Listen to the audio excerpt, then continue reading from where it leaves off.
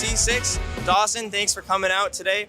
And Battle of BC6, huge tournament, a ton of international talent coming out here this time. You're from Vancouver, so tell me a little bit about what it's like having all the international talent come to you for a change. Yeah, it's nice. It's, I get to go home, sleep in my own bed. Obviously very grateful to come out. Traveling sucks, so the fact that they chose Vancouver means a lot. I'm sure to TOs and myself. Love to have them here. Yeah. No, absolutely. And we have a lot of awesome games that we're offering around for Battle of BC6. So I know you're in Ultimate, but probably interested in some of the other games. We got Street Fighter going on right now. What are you in particular most excited to check out and watch? Ultimate, but right now there was Riddles versus Daigo, which is like insane. Never thought I'd see that, Yeah. on like in top 8. So I guess Street Fighter 6, I've had a few people in there. I don't even play Street Fighter, but it'll be cool. Fun to watch regardless. Yeah. And now, this being the biggest tournament for Vancouver of the year, tell me a little bit about maybe some of the things you're doing to prepare for Battle of BC6 this time. Prepare it, you just play. I just play, not a lot to it.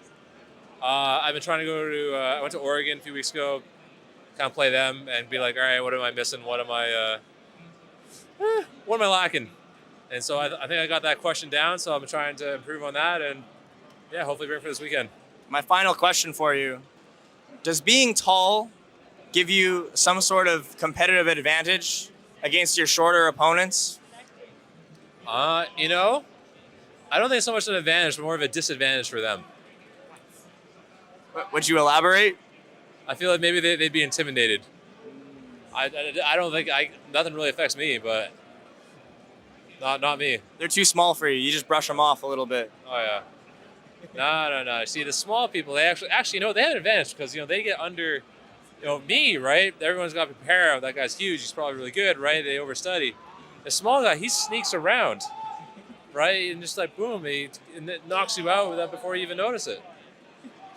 There you go. You heard it here. Thank you so much. Appreciate it. Oh, yeah. Look forward to more action at Battle of BC6.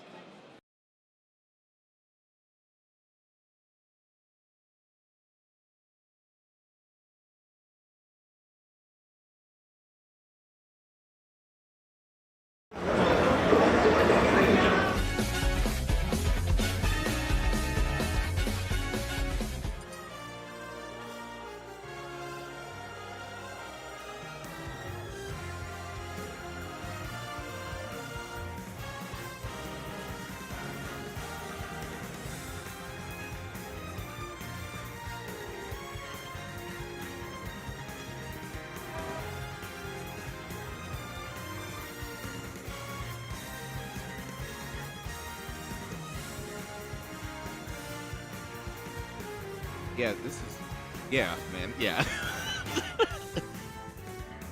Oh, is your mic on? Okay, yeah.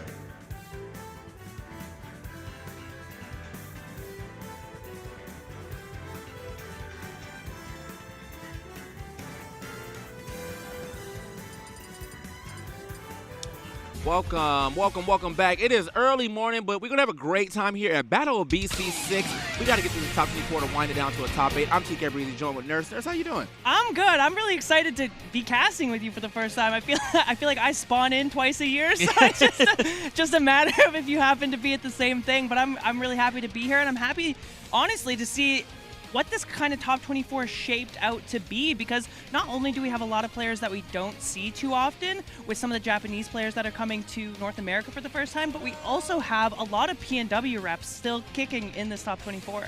That's good. I know we saw some of the crew battle and it was like there's some rough things going on in that crew battle. I know we actually going to have like a kind of a rematch from that crew battle with Doramigi going up against Base Mage in what I consider to be like a 7-3 match. Yeah, I was surprised to hear that this matchup sucks for Min Min, but when you think about it, that 45-degree angle that a lot of characters with kind of good airspeed like the Yoshis, the Wario, the Jigglypuffs come at is hard for Min Min to contest. He doesn't have a lot of moves that come at that angle, and on top of that, the lingering hitbox on Puff Fair, Puff Nair actually go through the arms. Oh, I did not know that. Well, at least I knew about the Nair because Nair beats everything. But, but yeah. It's just like depressing when you see Min Min do like an up-angled arm and Puff just comes down with Nair and gets a full combo punish off of it. I feel like it's rough too because like that's one of the things, you do want to have like good airspeed to approach Min because you kind of have to like jump over and get in at the same time. Obviously Puff,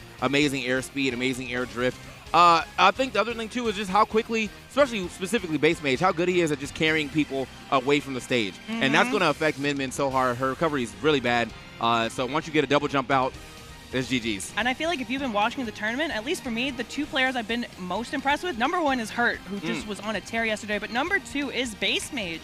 Dropped 0 games on his way to Winterside top 24, and just like the ledge trapping flow chart that he's brought into this event, every single person he played against looked lost off stage, and it almost looked like he was on stage just checking things off a list. Yeah. Just like, okay, use your jump. Okay, use your panic option. Okay, use this. And then was just gimping people constantly at like 40, 50%. Even his last part of the crew battle was a sing.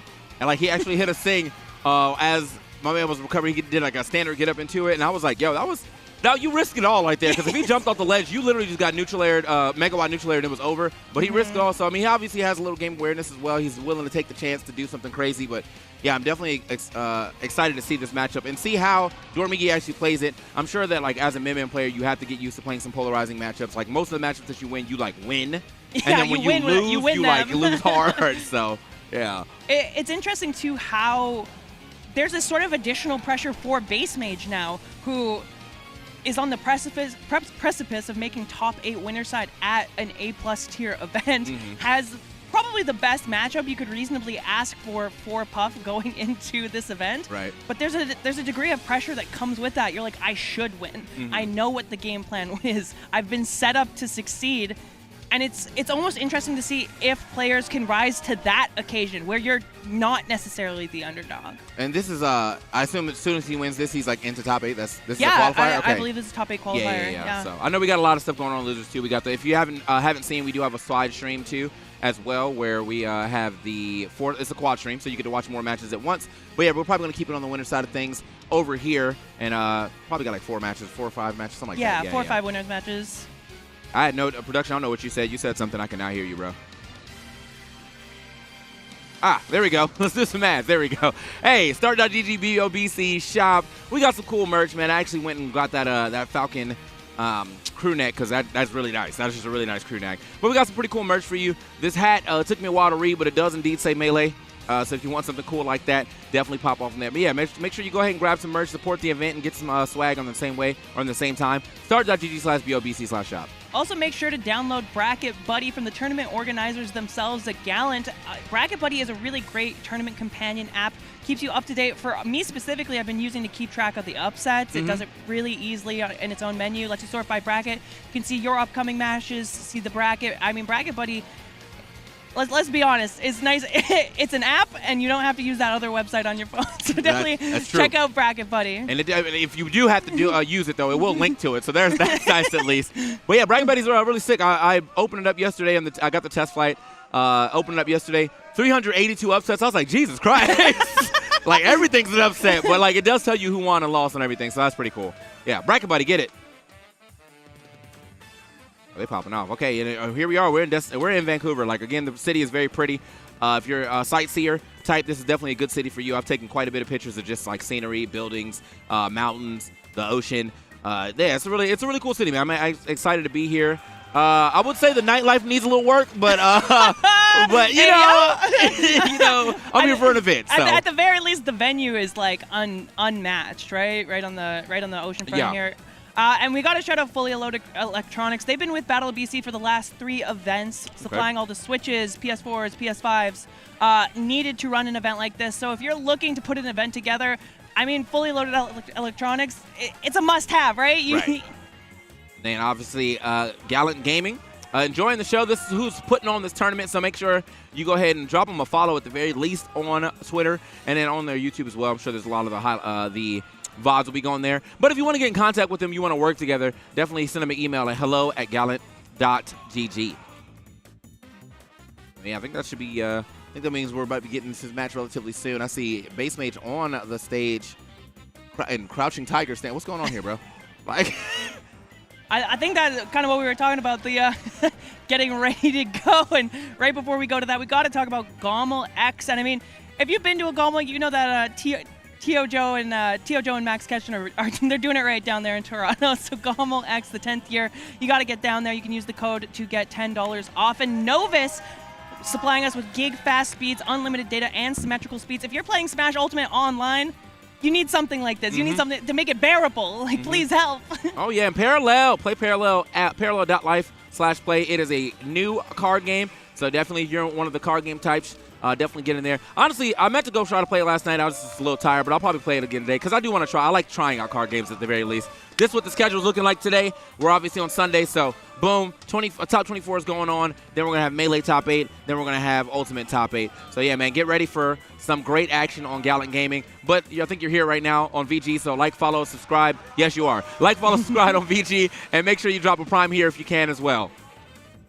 All right. He was not kidding. We speedrun the hell out of those. Let's go. We are good to go. We want to see Jigglypuff. We want to see Min Min, and no better guys to do it. We saw up on the stage when he said Base Mage was rocketed and Crouching Tiger. I think that's him trying to get in the zone, right? Yeah. There is that pressure, even when you're just at this point in the tournament, right? You want to keep the run going, but I do think, and I talked to him a little bit, he is feeling like he was set up to succeed, and now it is his time to kind of seize that. That being said, I mean, Doramigi has looked dominant throughout the tournament. And it just is popping off over there, ready to go, and we're seeing an early forward throw off stage. That's going to be a huge tool that Base Mage is going to do to set up those early stocks against Doramigi. Yeah, and he's got a really good way of, oh no. Yeah, like, see, this is so rough. Bad. Look at it. He's gone. He literally forward through him and just drifted off the stage with a nair, and there was nothing he could do about it. Yeah, that's going to be like most of the matchup if Doramigi can't hold middle stage as much as possible. Oh no. Why would you put yourself over here? This is so bad. Okay. If you get forward thrown as Min Min by Jigglypuff by the ledge around 40%, you could be losing your stock.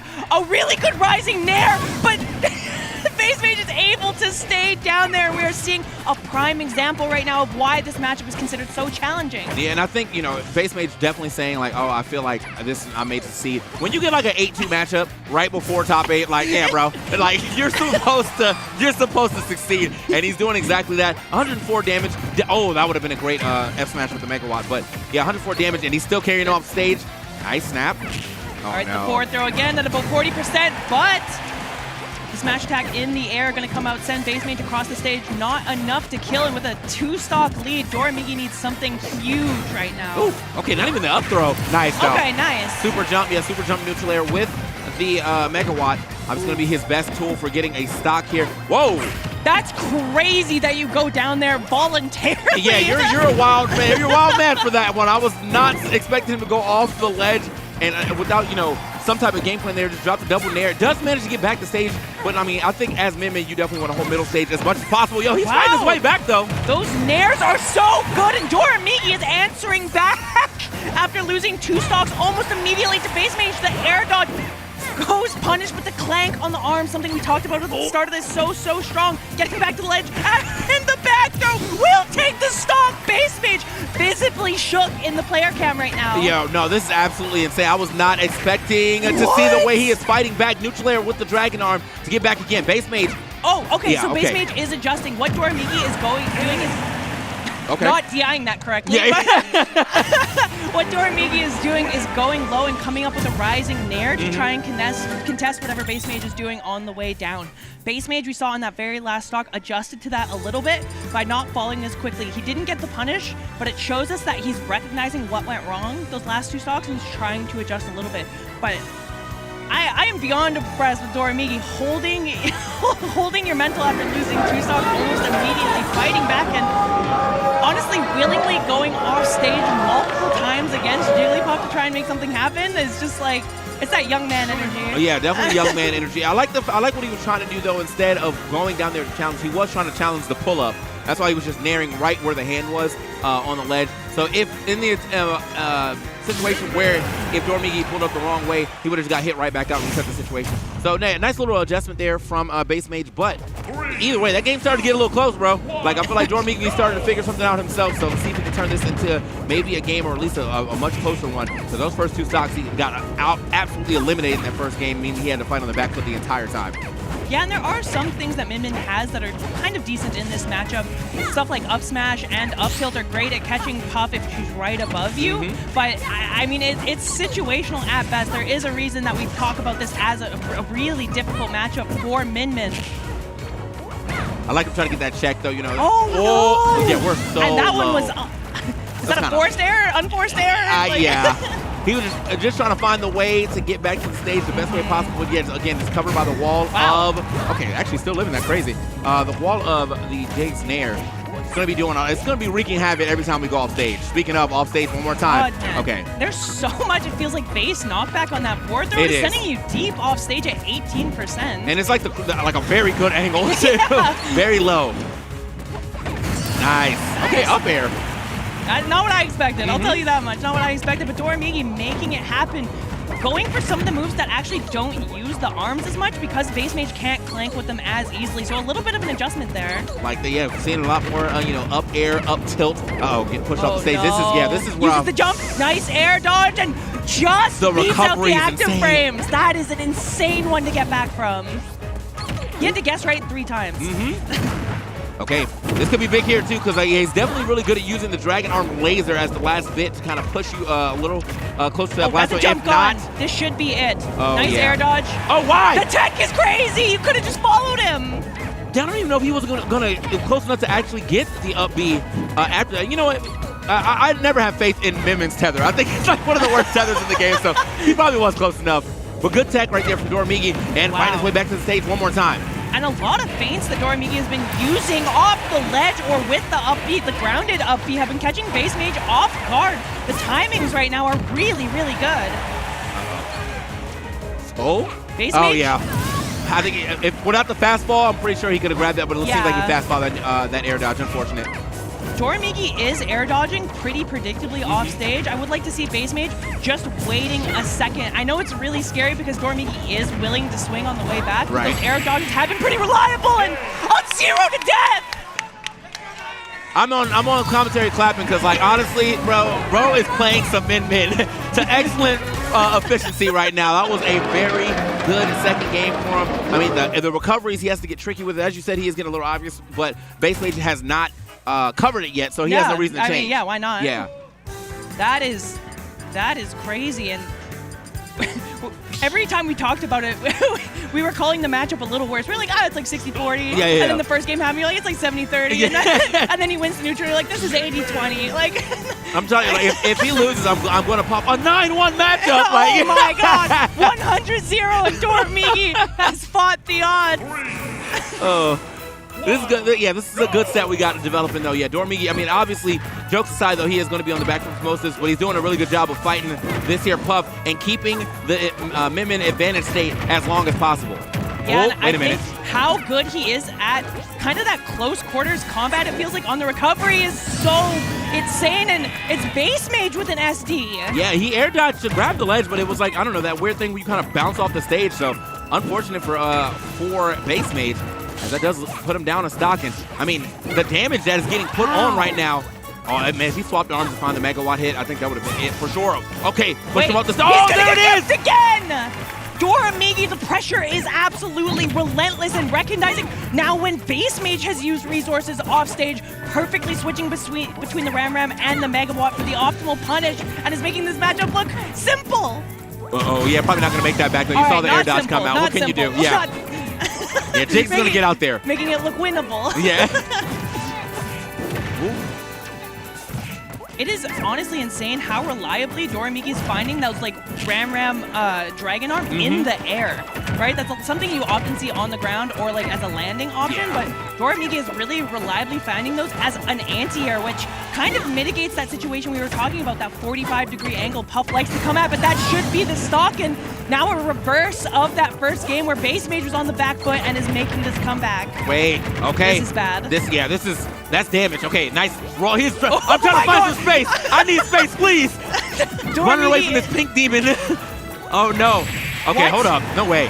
Okay. Oh, my God. Yeah, the sparks got me. I was like, there's no way all the way from across the screen. But Doramigi, is this relentlessly trying to find some space. Is that going to work? Okay. Oh my god, he lives again. The sparks lying to us consistently. The air dodge comes out from Base Mage. That resource is gone. Will get back to the ledge, but the double roll in is punished. Oh. Doramigi, yeah, has options to find a stock here. I thought he was going to go for the pivot grab. Wait, the nair. Oh, okay, the second one. Got to watch out for that second arm. And the up air does it again. Is crazy. The game 3 pop-off. Yeah. The game, you can tell he's stressing, man. You can tell he's stressing. And honestly, a couple of panic options coming out from Base Mage on that last arm. We saw the double roll in and multiple rolls in to get past the first arm, punished by the second arm coming through. And I know for a fact that that is something Base Mage is aware of, but getting a little caught in the moment, a little panicky, trying to get behind Doramigi. Doramigi looks calm and collected, other than that little scramble situation where he was very obviously just running away. Yeah, I mean, he wanted some space. That's what Min wants here, to obviously try to keep you as far away as possible. But I do think that he is playing a very good job of keeping this wall up and also staying away from what was dangerous in that first game. I really haven't seen him get grabbed too often in the later half of the set. No, and we really haven't seen the edge guards come through. We've seen a couple at 90, but as I say so, this should be the stock at about 40%. And honestly, the arm helping Base Mage get back a little bit. Yeah, I like when he's trying to do. Jeez! What? Okay. Hard reads. You know, he has been doing a lot of defensive options. If not rolling, spot dodgers coming out too. That was an air dodge back down to the ground. Okay. Nice neutral airs again. He is finding the hits every time. These neutral airs, these aerial combos coming out from, or aerial 3-pieces really coming out from Doramigi. Oh no. Nice air dodge read, catching the air dodge once again, and that should be the stock, but no, the nair again. Saving his jump. Jumping and advancing so good against Base Mage, catching him off guard in these situations. Okay. Out of there again, yeah. Oh my god. Jeez. The biggest megawatt right there. 103 immediately. If Base Mage not landing in the right spot, I think Doramigi might end up taking this. Might be the first person to move into our top 8. What does a matchup mean to a hard read? Yeah. You know what I mean? Like if you have 2 stocks just on hard megawatt spot dodge callouts, you don't need a good matchup. You just need to make sure that you find those Doramigi looking so strong, looking to have a hold on Base Mage's defensive options, and these air dodges getting caught every single time. The up smash secures it, and Doramigi, your first player to secure their spot in the winner's side of top 8, a matchup that we heralded as terrible coming into this, defied almost with ease. After that first game, Doramigi looks confident. Yeah, that was, you know what, I'm sure there was probably a little bit of nerves. As you said, Base Mage said this, he felt like he was supposed to win, he's supposed to be in the top 8, but that does get to you, man. You know, you start to second guess yourself, really. But yeah, no, you lost a 9-1 matchup, that's rough. Anyway, yeah, wow, that's crazy. That could be me. You are the one. Yeah. But I think not to harp on the matchup too much, but I think that speaks to how much preparation and comfortability Doramigi has in situations like these where he is down, where he is unfavored. It looked like he had a plan to deal with Base Mage, and honestly, I really think it came down to a lot of those big reads. Yeah, right? No, he had some huge, I mean, like megawatt kills at exactly 100. I mean, you know, it's Jig, so she's supposed to, you know, kind of lose that stock early, but it still took him a little bit of time to find some of the stocks early. It was like 150 or whatever. So getting stocks right at 100 after the hit is kind of, that's amazing. Yeah, it's a good spot to be in. Honestly, we saw a couple edge guards in game 1, you know, before that 60% mark, and then once in the final game before that 60% mark. But when you're playing Min Puff and you die in 4 games only 3 times before 60 to an edge guard, you've done something miraculous. Like, it's so genuinely you have done something insane. What we got coming up next? Let's see. Let's get some of these replays out the way real quick. Base Mage. That first game, yeah, absolute domination. Still a nice little comeback from Doramigi. Yeah. But I think that's kind of what really changed the things, because I feel like he had to kind of get used to what Base Mage is about to bring to the table. Some of these other games were close, but he did end up taking that 3-1. Ooh, pop off. Okay. Happy about that one. And honestly, another thing that we noticed was how strong Doramigi was at throwing out these arms in the air and actually getting full conversions off of Base Mage just jumping around. And we saw in the latter 2 games, it forced a lot of strange air dodges out of Base Mage, where he was air dodging in like the upper corners of the screen and getting hard punished on the way down. Yeah, this was, I mean, I just am still very surprised. Also, just great, like, awareness to know when he's able to get up there and kind of shark the jigs. Like, he's putting a lot of pressure out there with the neutral airs with the fact that he's like hitting these very long distance, especially with the up B on the ground into like a forward air. He was doing a lot of that. So after a while, obviously Base Mage is trying to go way higher so he can just kind of come down on the stage, and after that he would just run up and hit a up air. Ooh, and you can see Base Mage really wanted this one. Some very visible reactions and a smile and head in hands after that set was lost. Base Mage, oh, it's hard to feel like maybe you did let that one go a little bit. Yeah, you still got a chance, obviously, to make it on the losing side of things, but yeah, no picture for Doramigi. He's just that good. He's a ghost. It was a figment of our imagination. So the ghost of Min-Min? Yeah, the ghost of Min-Min pass right here, so. I think up next, I see Hurt sitting on the stage. Oh, we're actually going to have a straight up Japanese battle right here. Hurt versus Torie. Yeah. Hurt, I said it a little bit at the start of the broadcast, but I think Hurt was the player I was most impressed with yesterday. Coming in, he had a couple matchups. He had Ike and Ness, which are two characters lower on the tier list that can give Snake a hard time. And he had a really deliberate game plan for both of those characters. It almost looked like an entirely different player played both of those matchups. If you didn't see it, Hurt beat Syrup without grenades. Oh, like, okay. Just genuinely without grenades. It was pretty miraculous to see, and then I'm sure everyone here saw Torie play against Leo, MK Leo yesterday. I think the only word I could use to describe that game was just whimsy. Oh. Just whimsy on the screen. I think that's one of those things you have to do as Hurt, though, when you're playing against somebody who has a good reflect or a good absorb. Like, you do have to learn how. Like, that's when you know that Snake is like a really good Snake, when they also can just play CQC as well, because obviously Snake is known for being able to zone very well, keep a lot of like residual damage out just because explosions. But once you learn how to fight with Snake too, yeah, you're goated. Yeah, well, I mean, like, Snake mains get called carried for having grenades. So when you're the Snake main that wins without it, you might be that guy now. We're gonna be going grenade for grenade on this one though.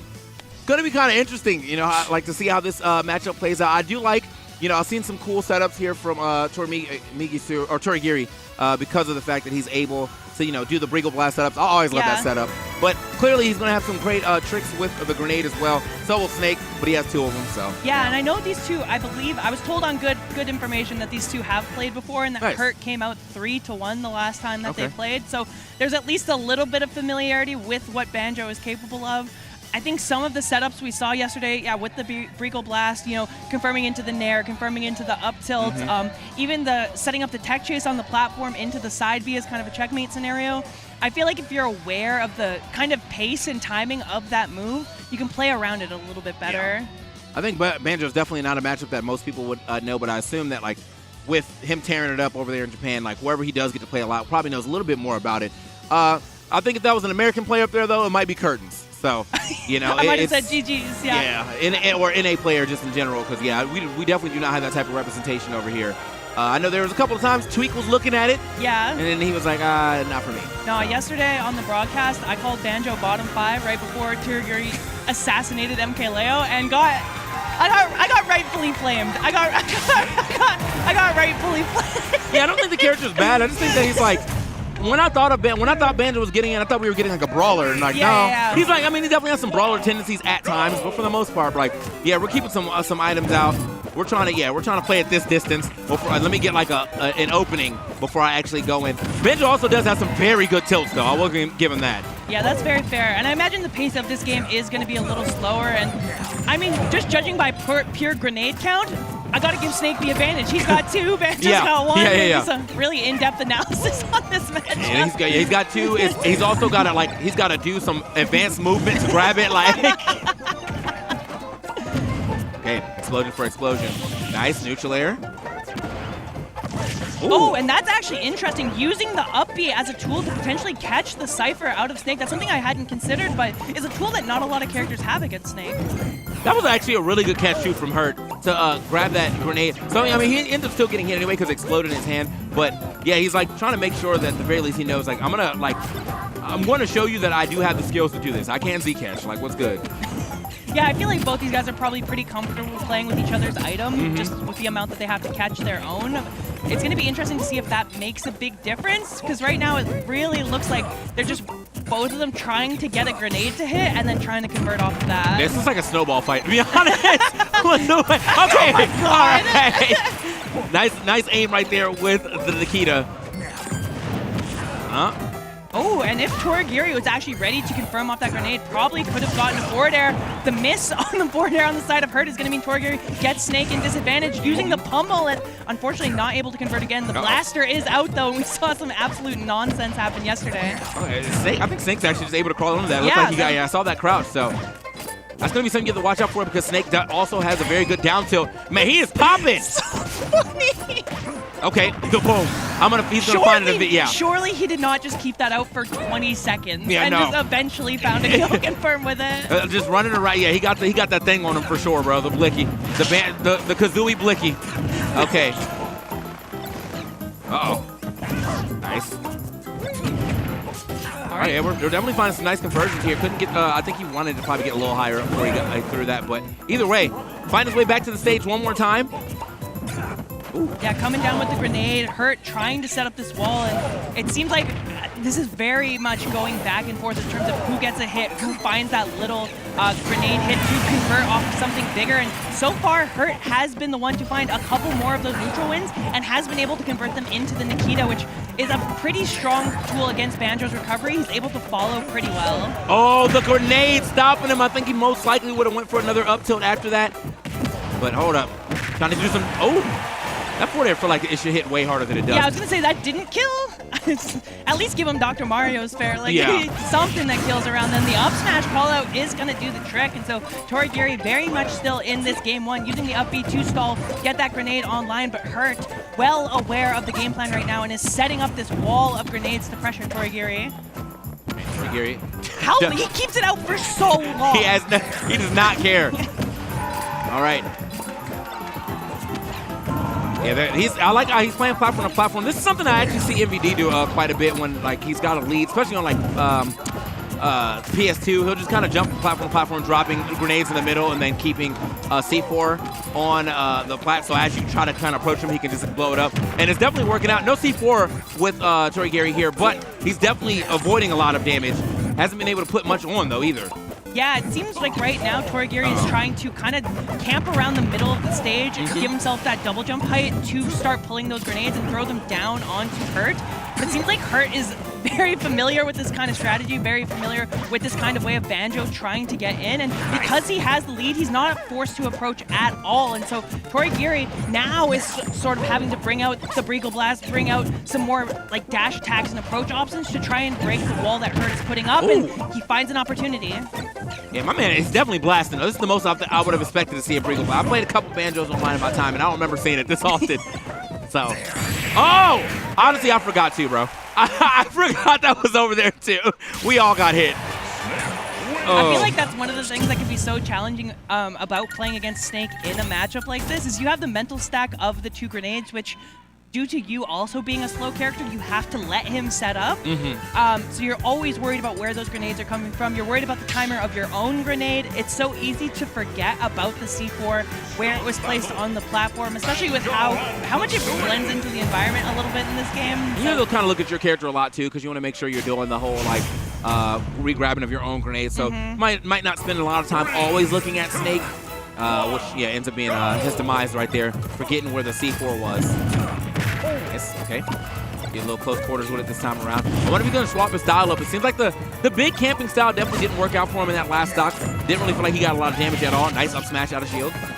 Yeah, I feel like he was going for that kind of air campy style in the middle of small battlefield. On Town and City, at least on this platform layout, he's able to retreat a little bit more with a little more versatility than he was on the last stage. Right. You can go to that top left or top right platform. You can go to the middle platform while maintaining that kind of air camp status. I think maybe that was the idea, but Hurt seems very comfortable with that style of play and very comfortable with where he can place his own grenades to counter that.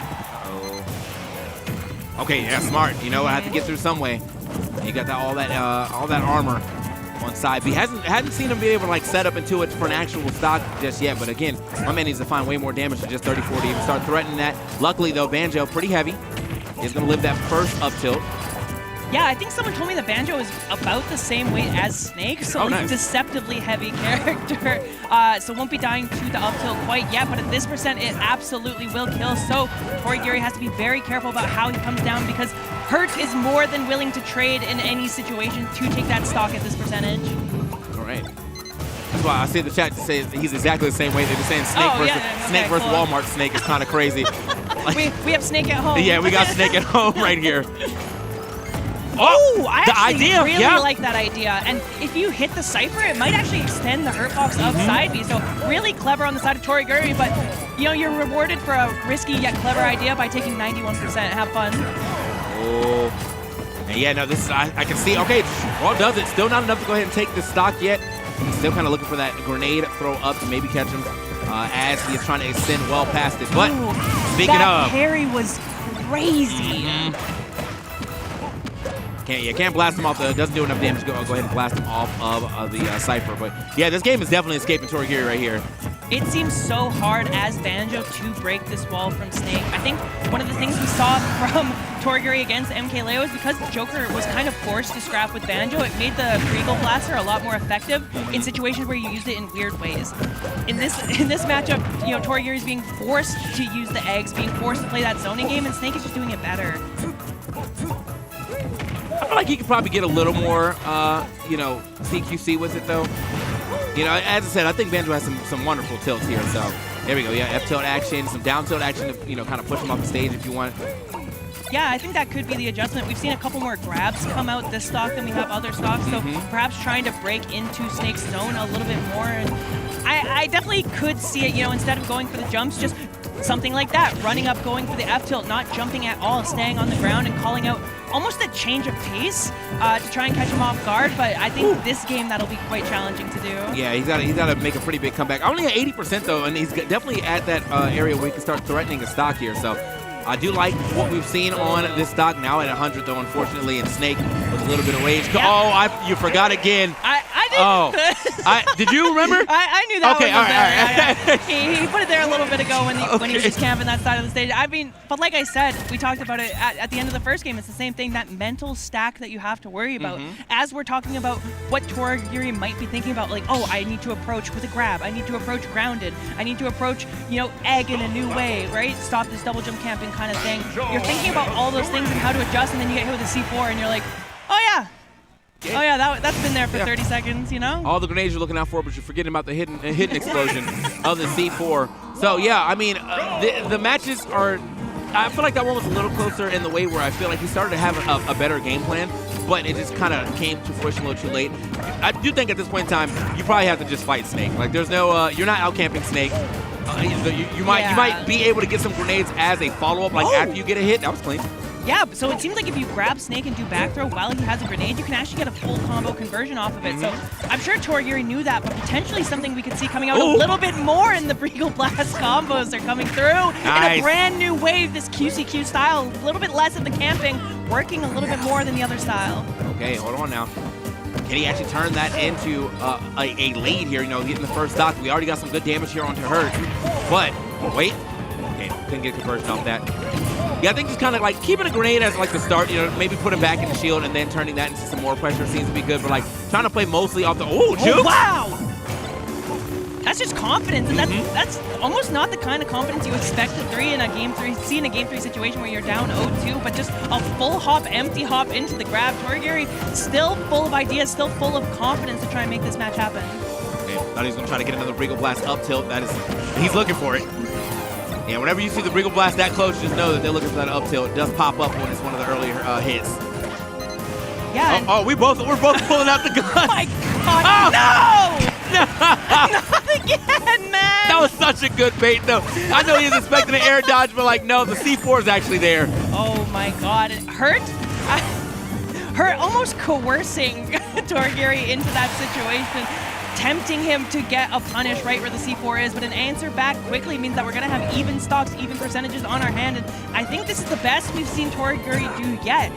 Gaining a little bit away from that camping style and trying to fight Snake more head-on. It's definitely scarier. It's definitely puts a little bit more onus on you to have the mix-ups ready beforehand, but it's working better than just trying to outdo Snake. It's something he does very, very well. Yeah. And I think, you know, so far, with this is a much closer game, I feel like, at this juncture of the game. You know, he's only down by about 30%. He's still, okay, the Regal Blast, it's just a funny move. Like, it's just, it's definitely iconic, but, yeah? Ooh, okay, conversions. Yeah. He gets a big 25% off that. That was clean, yeah. 3 hits to the neutral air and a little stage advantage. Go. Wait, he forced the air dodge. That was so godlike. That was so godlike. I feel like that's a checkmate. Yeah. You can't do anything about that. Yeah, you get hit that far out, and it's definitely going to do enough damage, even at the end, to push you off of that, and you're so close to blasting, it doesn't matter. And the B-reverse on the grenade to dodge the Nikita, and Hurt actually ready for it with the parry, but just misses the punish. Okay, stomped out. Where does he go? Okay, nice. He actually using the grenade as a recovery tool. And Freakle Blast back out. Watch what? Stay back. I got these eggs for you. Uh-oh.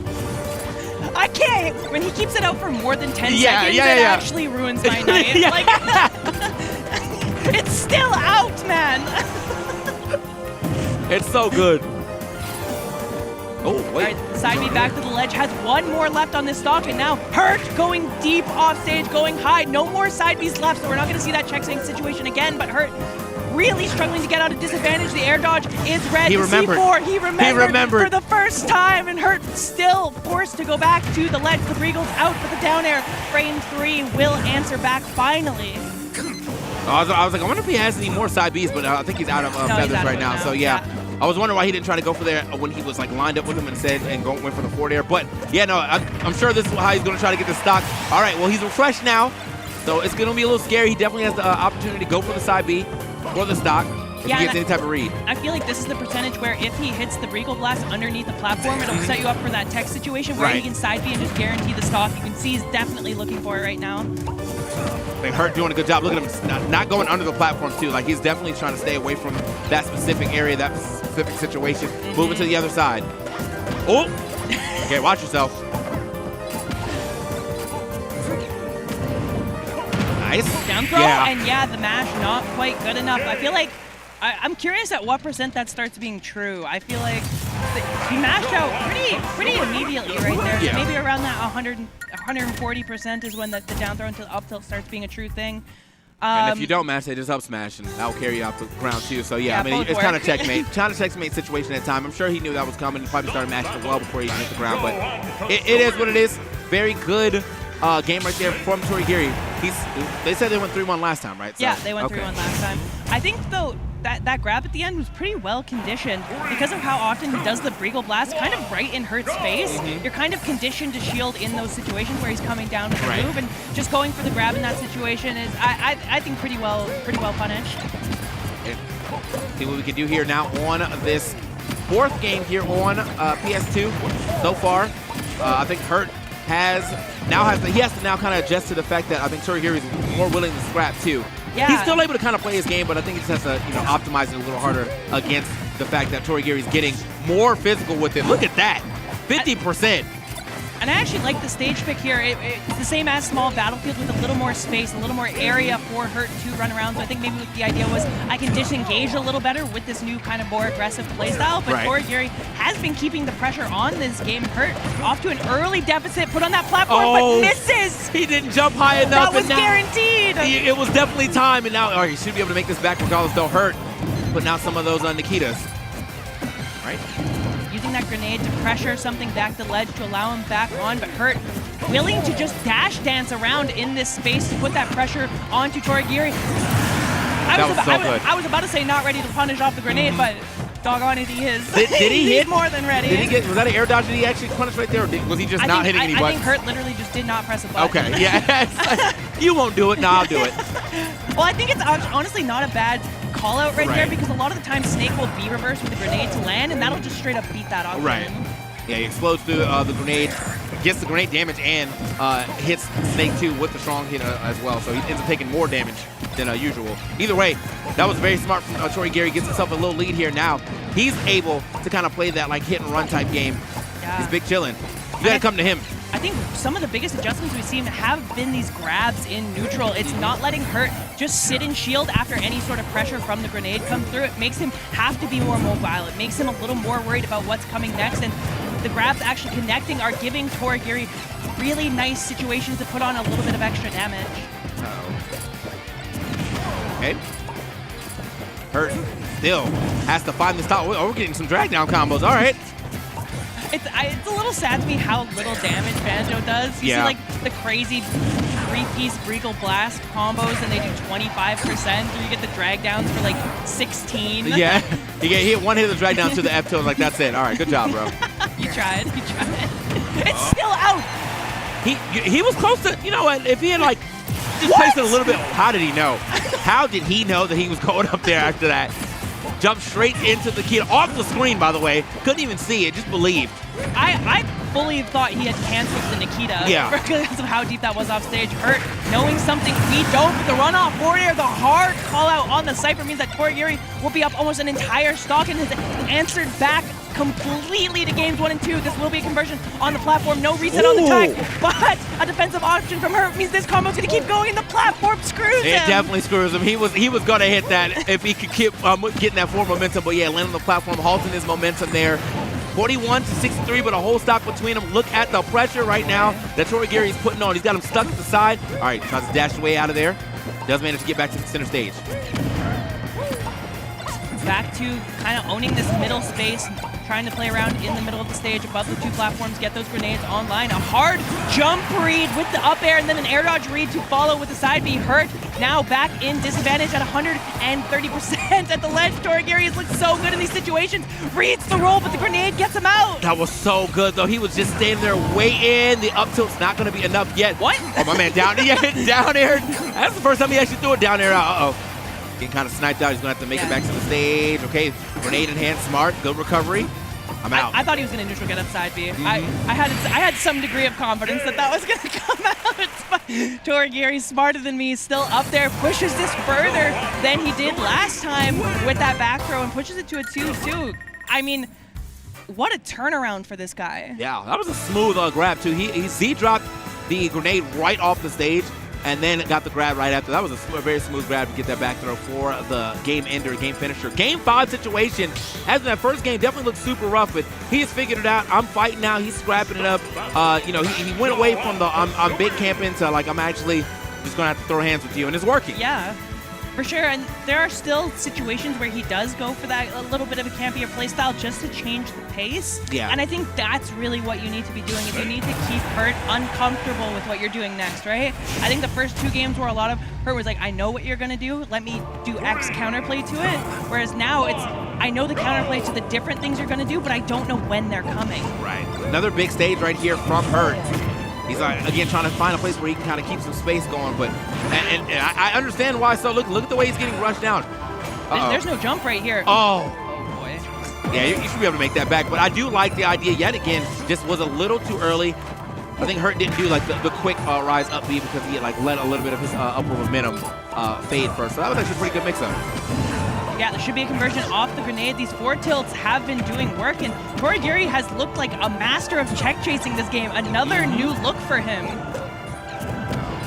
All right, on that platform right now, yeah, I'm going to go ahead and get myself a grenade too. It's nice. I mean, it's still great starting pressure if you're able to get a grenade in hand as you're trying to make your approach over here to Hurt. So I still like the fact that he's willing to go, you know, he didn't just do all the way with the grenades. It's just, I'm glad it's not like the focal part of his game plan right now. Yeah, something that I do like that Hurt is doing is he'll pull the grenade and then throw it down, which bounces it straight up to that area that Torie is playing in. That's a pretty cool option that has been working, and I think was a big part of why games 1 and 2 went the way that they did. But this could be the up tilt. Just kidding, it's the side B. I'll do you one better. Bro has the Breagle confirms for sure. And those are not easy, by the way. There's a weird input to get the Breagle to go away in a certain way or a little faster. Those inputs are not easy, and it's part of the reason why there's a little bit of a skill check to playing Banjo that a lot of people don't know about. Okay, hold up. Okay, he had the read, yeah. A slight hold, and he definitely had that down smash hit. All right, we're through. That's the last side B, though. He has been saving them largely for these kill confirms or recovery situations, and now, he almost got away with it. Almost got around, but no, looped that thing around, caught exactly where he was going. Obviously not much variance you can do with your up B there. Yeah, with no side B, Hurt looks so comfortable in getting those Nikitas to connect. He's doing a good job. I mean, he still connects on the side B too, so I think he's, you know, at the very least trying to get some of that damage racked up. But hold up now. Hurt starting to rack it up. Okay. Yeah, gonna side B back to the ledge. Use that grenade to come back onto the stage. Hurt, though, is gonna catch it a little bit. not ready for that back air. The DI a little bit suspect, but the aggressive nair will get him back off the ledge. That was the first F smash also that Torie has thrown out. I love that move. Unfortunately, though, ends up eating Nikita to the dome, and now he's going to be the first time he's been not in the lead in these last 2 games. Kind of we're back into the first game, or first 2 game territory right now, where now he has to do the things of approaching Hurt and actually getting right back in there, while Hurt can just play this patient, like, let me do the residual damage Snake game that Snake is very good at. Yeah, and one of the nice things about this stage, when Snake has the lead, he's able to kind of just exist underneath this platform, and it makes him significantly harder to approach. It almost becomes a little house, if you want to imagine it like that, where it can be very, very challenging to make that happen. And you know, Torie going for some of the fake stuff. I don't think that that regrab is exactly true, and Hurt well aware of what is and isn't true. I really like that side B attempt because the grenade almost made that true conversion. Did he up throw him right there? I think the grenade made him, blew up as he was throwing him. Oh, how did that, what's going on? The double explosion, unfortunate. Ended up taking himself out. Inventing new ways to SD at 200%, like. Yeah, now this is the hard part. You're against Snake, where one mistake means up tilt and it's over. Okay, hold on. Okay. Ooh. Couldn't get the grab there. Oh, that double grenade toss. No tech means 47%. The air dodge read sends him back off stage. Hurt is forced to go high and finds himself out of disadvantage, trying to set up shop back underneath that middle platform. But the grenades from Torie adding a lot of pressure in these situations, and Hurt does not look comfortable quite yet. He remembers. He's standing right on it. He's probably trying to bait it right there. Yeah. Yeah, the C4 right on the middle of that platform, and it will hit under. You can tell he is trying to coerce him over. Yeah. Right? He's doing those little dashes forward, those little almost fake overextensions. He wants you to think he's gonna do it, and he's trying to get you to come into that C4. It's so clever from Hurt. I don't really see other Snakes do that, really trying to fake an overextension, but the up tilt on the jump is going to be enough, and that is, I mean, them's the rocks, man. Yeah. Them's the breaks, man. That was a crazy one because, yeah, that last part definitely became another snowball fight, and they were at it. They were back and forth, hot potato with 3 grenades, and then he was like, you know what, I'm done with all this. I don't want to see this anymore. He's like, consider this. Yeah. Consider this. Consider this up tilt. Flicks up on the C-stick. You already knew that was what he's going to be looking for a while anyway. I mean, right after he got to like 120 or whatever, like as soon as there was one mistake, when there was going to be an up tilt. Yeah. And well, he made the one mistake. He tried to get a grenade out. He was moving in with it too, and yeah, there was a little bit too much lag on it, so it just ended up getting up tilted. I think that was really clever though, because we saw that last bit. We talked about Hurt trying to coerce him into the C4 with those dash forwards, those like fake overextensions where he's like, "Hey, I'm gonna attack you. I'm gonna do something. Come punish it." And that last hit, what he actually did was he did overextend a little bit. He went forward with that up tilt and just let it rip, and had conditioned Torie so hard into thinking he was faking it, thinking he wasn't going to do it, that it kind of was that false sense of security that let him secure the stock. Uh-oh. There we go. Let's restart it one more time. Yeah, that was just, I mean, straight up crazy game though, all things considered, man. I thought we were going to see, after that first game, I thought we were going to see a nothing but domination from Hurt. But Hurt are Torie actually able to turn this into a different style, into a more aggressive, more CQC style that actually worked out for him. He was getting a lot more reads, a lot more just physical damage without using grenades and the Briegel. And then he was also still getting Briegel confirmed, just up close. Yeah, I said it during the match, but anytime he keeps the Briegel out for more than 10 seconds, like my brain starts melting. Like, what are we doing here? Yeah, what's going on? I'm like, what is that? Like, he walks away with it and then jumps. It's actual nonsense, and honestly, the Briegel confirm into the side B is what did it for me. That was so crazy. And it definitely is. I feel like he had that read when he did hit the Briegel walk away, run up smash. Anybody else would have probably got hit by that, but Snake already setting up, had a C4 on the ground. You got to hold that. That was clean too. Started to get some of those. We weren't getting none of those in the earlier game. So yeah, he really started to get a lot of the Banjo classics. That's still funny.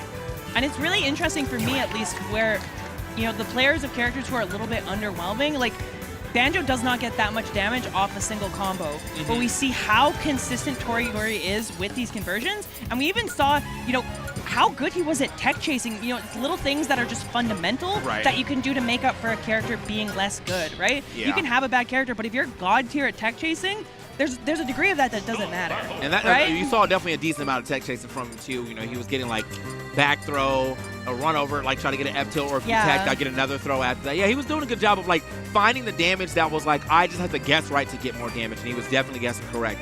Moving forward though, we're going to get another winner side of thing, Riddles, who had a pretty close call that kind of early on against the Richter. Yeah, it was game 5 situation. I mean, he was down 2-0. He had to make a reverse 3-0 to even do it, and it still came down to like last hit. Yeah, well, Richter up B didn't kill Kazuya at 175. That game's, I mean, it's not real. It's not a real move. As long as you can hold out, it is not kill. Like, sorry, didn't kill Terry. Not even Kazuya. Terry's lighter. Like, can you imagine? I'd be tilted. That's all I'll say. I'd be tilted. And the Corrin coming out on the side of Spargo. If this is a button check, it is a button check. So maybe the Corrin's not coming out, but it's possible. I mean, Corrin really does feel like they're trying to use Corrin as the DLC Slayer. I think we're going in. No, it's real. Oh, yeah, looks like we're going in. It's real. Okay. Yeah, they're really kind of using Corrin as like came out of the woodworks really, because at the beginning of this game everyone was like, this character's so bad, and I don't really feel like she got anything crazy in the patches, and then she just became the DLC Slayer. We use her for Steve, and there's been a lot of good Steve. Oh wow, interesting. And now it looks like it's doing well against Kazuya as well. And Riddles explaining something wrong with the controller, something wrong with the game. So maybe a reset here. Something needs to be figured out. The up B didn't come out. But yeah, as you were saying with Corrin, kind of that late game meta character that people weren't really expecting. And I talked about this a little bit yesterday, but it's those characters that were good in Smash 4 that kind of quote unquote aren't as good in this game, like the Clouds, the Bayonettas, the Corrins, are all kind of having this late game meta resurgence, because it turns out they aren't actually bad. They're just different. Right? They're just different. And so it took either someone putting in a lot of time to relearn the character like Lima, or it took fresh faces on the character to kind of innovate like a Shattuck or a Neo. Yeah. Well, I mean, Bayo definitely did get some buffs that kind of, the jab buff was nice. and like definitely needed that. But outside of that, I mean, like you can still see that there's shades of like I had to figure out some combos and things like that to work out for the side of Lima. So yeah, these characters definitely make a nice little resurgence from their Smash 4 like greatness. And right now we have some ultimate greatness coming out with Spargo once again leaning on the Corrin in a DLC battle. Wait, this is a bad spot. Oh, actually didn't get a good combo right there. Yeah, surprising. The missed tech on the platform almost seemed to trick Riddles a little bit. Wasn't ready for Spargo to miss that tech, and now kind of caught in the Corrin vortex. And I think this is where Corrin is at her strongest. When Riddles has used his double jump and is in the air above Corrin, that up air is so ever-present, so threatening. But Kazuya swinging wildly at the ledge. Ooh, okay. Just kind of drop shield, did nothing with that. I thought he was going to get, maybe even just a jab. Okay, scoop. Can't really get much off of that, though. Now we are well past the percentage of being able to get to an electric after that. But we are in the percentage where we do have the Rage. Yeah, Rage Drive definitely will kill at this percent. So Spargo being very aerial, trying to avoid that, trying to read the air dodge, but it is going to come through the grab, will take the first stock, and Riddles will go up early in this game. And I believe this set record is fairly close, something like 4-3. On the favor of Spargo, so not a free win by any means. Riddles has proven he's able to do this before, as has Spargo. Okay, he's definitely trying to mark him though, liking the use of his forward airs to maybe catch Spargo as he's jumping. Nice, okay, hit him with a platform drop up air, let's get it. That move is frame 3. Yeah, they had to give him something fast with the frame 7 jump squat, so I was like, all right, bro, we're trying to help you out a little bit. But wow, the up air is coming out, and I think that was the jump used from Riddle, so gonna have to get back just with the up B. Thankfully is able to do so, but Spargo, the pressure at the ledge here is relentless. The Nair coming out, jump used again, unable to catch it with the up air, and Riddle's reversals now. Okay, yeah, that was good. Cover both sides just in case. Still pushing right back on stage. We have the same situation on the left side. Ooh! Okay, that laser would have been crazy. We're in another situation, though. We got Rage one more time. Spargo definitely got to watch the way he's approaching. Don't want to get grabbed. We're starting to use it, though. Yeah, if you whip too many times, you lose it as well, too. Oh. Yeah, you don't want to whip it too many times. The reset on the platform will be good, though, and the up B will confirm the stock, which means Riddles has a potential 40% move online, but Spargo takes it away just like that. And this game could not be closer between these two, taking stock after stock. Absolutely. See what Riddles can do now. Still trying to control this ground, but Spargo, though, once again, good opener, continuously finding these up air openers to get some big damage right at the beginning. Hold on, down air drop. That combo was actually true at certain percents in Smash 4, not quite so in this game, but honestly, what people are finding with Corrin is that she's one of the best characters in the game at covering landing options and Riddles. trying to make that not a problem. Unfortunately, dropping the combo a little bit early, and Spargo now ready to put the pressure back on in the air. Riddles fighting back with the forward air, and now Spargo so worried about this Rage Drive. It might kill at this percent by the ledge. I don't know. I feel like Riddles didn't want that neutral air to hit. He probably messed up the turnaround for the first tech. Yeah, probably. Because he definitely still looked for the Wild Rising after. Oh my God! No, he's living. Okay, he's living. okay. I was like, don't get it stolen like this. Not the dragon uppercut. I was going to be like, surely Yeah. surely not. But still at the ledge against Kazuya. The forward throw? No, just the grab release. Going to send him back off stage. What is the get? Yeah! Yeah! That was so godlike. Off the ledge, drop off, up air. You're standing too close. Oh, that was godlike. Man, that almost feels... That's so much worse than losing normally. You know what I mean? Yeah. That's so much worse. He bet the whole game on that because there's no way you're getting back after that. Like, you have to re-grab the ledge. If Yeah. you block that, it's over. That was so good from Spargo, an option that I don't think anyone in the world expected to see at that moment, and Riddles definitely not ready to DI it if it was even possible to live it at that percent. Spargo, just pure confidence in the read at the ledge. I love to see that in such a unique option. Yeah, Riddles, unfortunately, this is where he kind of gets blown up. I mean, Kazuya obviously does have kind of a hard time landing, but it's when these air dodges really start coming out. Uh-oh. Might be able to turn this into something. Yeah, brings okay, him back nice. down, but throws him back onto the stage. Trying to get some good damage. I like that laser. That was off the stage. Normally he does go for that too, so he just did it on stage this time. Yeah, hey, fair enough. Okay, the invincibility gonna come through, which means the up smash will catch him. And we talk about how good Corrin is at catching landings with that up air, with the neutral air, able to catch air dodges. And it is true, Corrin is amazing at that, and that is probably why Spargo picked her into this matchup. But honestly, against Kazuya, he's a character that I feel like making a matchup chart for almost doesn't make sense to a degree, right? Because, yeah, things can be hard, but also you can 0 to death them 3 times, and that's just how that goes. Yeah, the matchup chart really is how susceptible are you to getting hit by an electric. And, like, you know, if you're a person that's good at being able to avoid that or, like, play the long game against Kazuya, then sure, right? But, you know, the minute you get hit, as long as the Kazuya can't convert, it's still a rough game.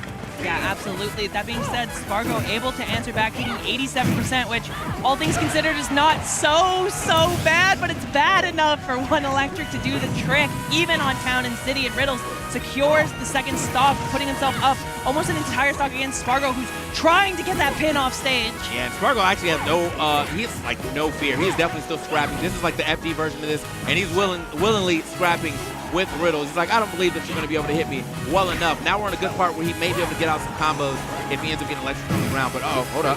Burp? Yeah, Burp Oh, works, man. but actually misses the tech roll, misses what side he was going to. The Rage Art will be online, but you need to get down to use it. Oh. Wow, dude. And that's what we're talking about. That up air, if you do it that high, allows you time to get another move out before you land. So when people mash that neutral air dodge, which is such a popular option in Smash Ultimate, you're able to come down with a nair if they're at lower percents, or come down with a back air if they're at later percents. Okay, yeah, clean little frame shot. We love to see it every time. But okay, now back to the FD version of this. Does make it a little easier for Riddles to turn this into, oh, just right out the way. Double electric, neither one of them hit. No, we're good now.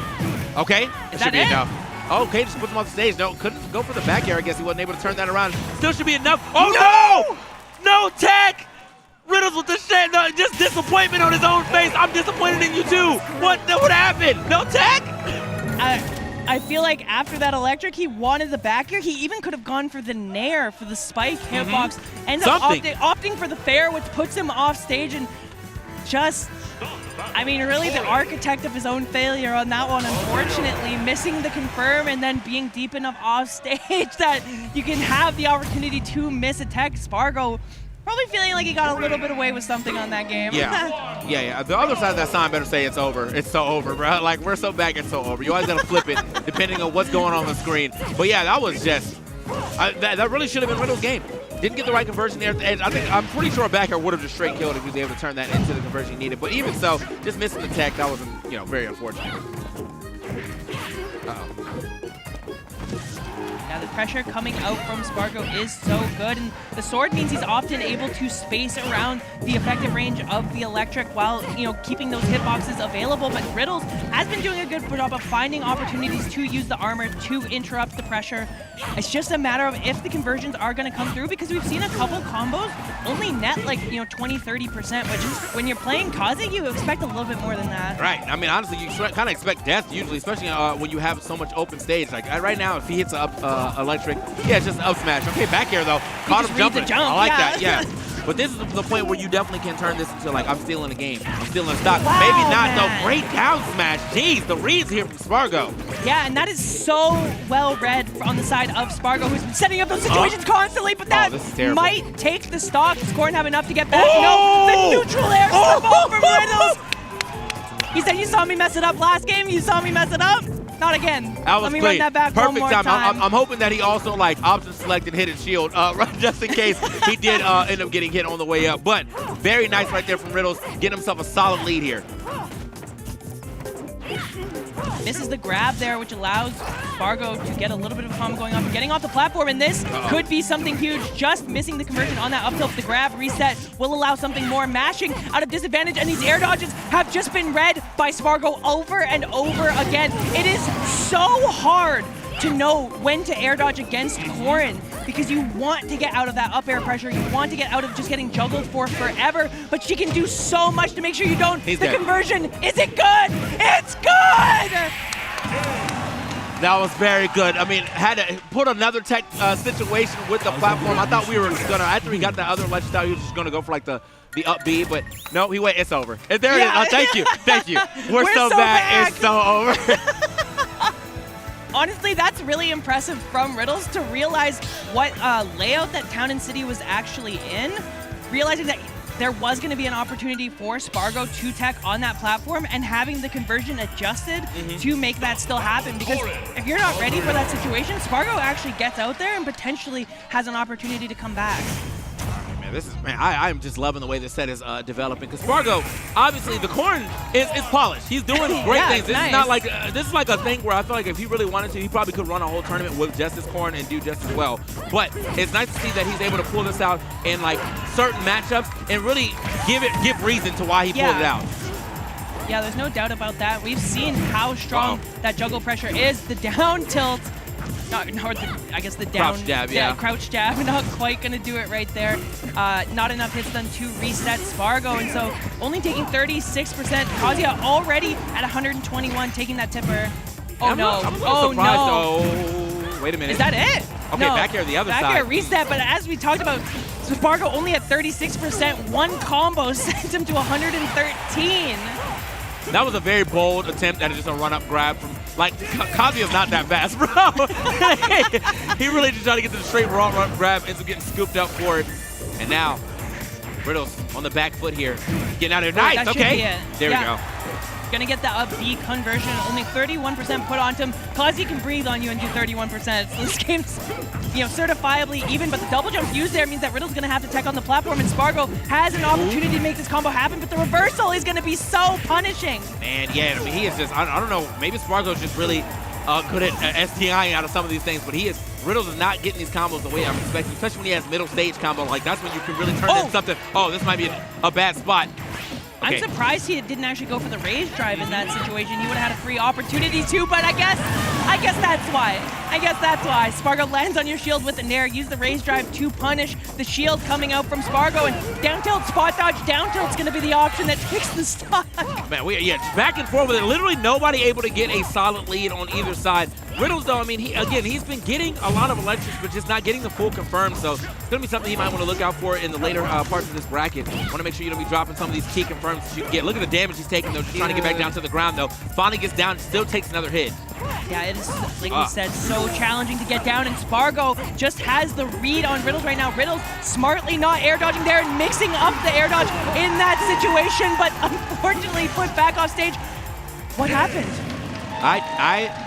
It happens. It was the smash air dodge and the ledge, give it and take it away. He was there. He touched the ledge. They said, no, you didn't. And I mean, after flubbing away that game too, losing to a situation like that is heartbreaking if you are Riddles.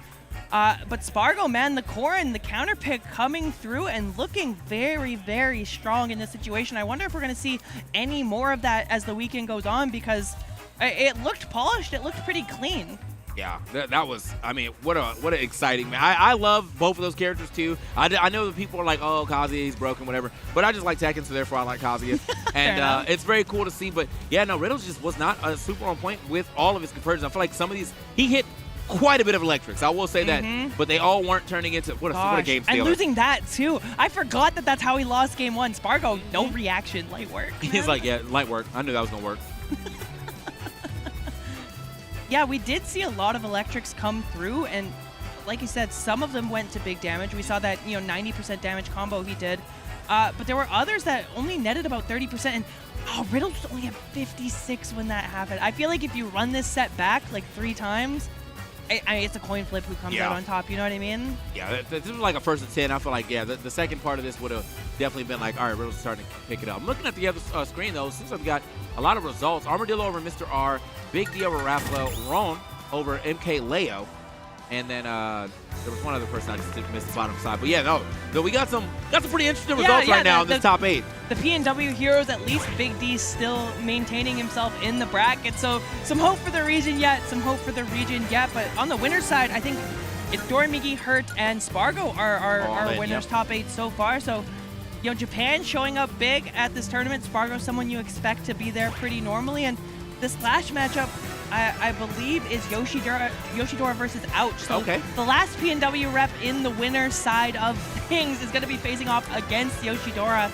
And I think this one's going to be spicy. Yeah. I think Ouch, every now and again, we see something great from him. That being said, I mean, Yoshidora is probably the clear favorite going into this one. It's nice, though, because, like, Ouch, again, he's repping the Wolf. The Wolf was like super, super, super popular at the beginning of this game. Yeah. Kind of had to fall by wayside. A lot of people like kind of dropped the Wolf. I won't say like he disappeared, but the amount of Wolves that you saw kind of definitely went down from like year 1 to now. And so now you got a couple of Wolves, especially like you got him and you got Jackal really kind of holding the Wolf mantle right now. And it's nice to see, he's still making things work here. He did start the crew battle, I think, against Yoshidora, and he did have a lead. He did indeed have a lead in the first game, but somehow that just kind of, Yoshidora just kind of take that whole thing away. He had a nice little egg confirmed until forward air at the very end. So I hope that's something he thought about. He obviously can scrap with Yoshi, but you got to make sure, this is Yoshidora. Yeah, one of the things I really do like about watching Ouch is the player you see is the player you get a lot of the time. Ouch doesn't really seem to get nervous, and his playstyle a lot of the time is kind of defined by those big moments, those like brash confirms that Ouch really likes to go for. And even against a player like Yoshidora, that is something he's going to be looking for. So I think that's an enjoyable, at least player to have up there who's just willing to make these big moments happen. Yeah. But I think when you're at the level of Yoshidora, you've played players like that, right? You've played against people who are not afraid of you. You've played against people who are willing to do something crazy to try and make an upset happen, right? And part of being a top player is being good enough to avoid those moments. Yeah. Got ex-sniper Yoshidora like that. We got some good artwork in here. I appreciate everybody coming through with their nice pieces of art there, for their favorite players. And I think, Yoshidora definitely has quite a bit of fans. Yoshi just in general, because I feel like that's another one of those characters that, like, they don't have a lot of top representation, but when they do, like, that guy's going to the heavens, and Yoshidora is definitely one of them. So if you're a Yoshi fan and you're a Smash fan and you like watching Yoshi do well, you got to watch this guy. And even on the other side of things, Ron beat MK Leo. I don't know if that was with Yoshi or with Mario, because he does have both of those, but definitely a very notable Yoshi main also coming out of Japan. And we had a lot of Yoshis in this bracket. I felt like when I was doing squad stream on the first day, I think I saw 4. Okay. they were doing work, and I think that's kind of what happens when a player like Yoshidora kind of hits the scene and makes you reconsider a character, right? You see that trickle down Yoshinomics of like players at locals. Oh, Yoshi can do this. Yoshi can do this. They're not the ones who have to innovate anymore. They have someone to look up to. Yeah. Be like, this is something you could do. This is something you could do. And it kind of creates a player base almost out of just like, this is what the peak is. The peak has been raised, and so now we believe, right? And I think that's happened with a couple characters as we, again, came into this like later game meta. Yeah, I think I'm one of those people that I'm kind of glad I'm not a top player for that exact reason. I don't want to be the person who like makes that. I want to like move some of the meta, but I don't want to Yeah. be the person that makes the meta. Like, I want to be able to learn from somebody else Yeah. sometimes. And I feel like Yoshidora, you know, he's definitely at the top. So him and Ron may be able to, like, trade some tech, but for Sure. the most part, I bet you Ron's still learning a lot more from him than he is learning from anybody else. And I talked about this with Rod a little bit yesterday, but like how frustrating it can be when you're that guy at the top and you're the one who has to innovate, and you're like, oh yeah, let me go watch some VODs of my weird character versus Steve, and it's just like, figure it out, loser. Like, It's your VODs. Like, yeah, you're watching I'm you. watching me. Yeah. That's not helpful. Right. Here we go. We get this thing set up. Man, my man is stoic up there. I feel like Yoshidora, both these guys are stone cold. I don't think I've seen either of them, like, at least during the match, show any sort of like whoa or like anything like that. Yeah. I've seen Ouch hit the craziest combo you've ever seen and just look at the camera and be like, stuck. That's what it's supposed to be. Yeah. Yeah, every day.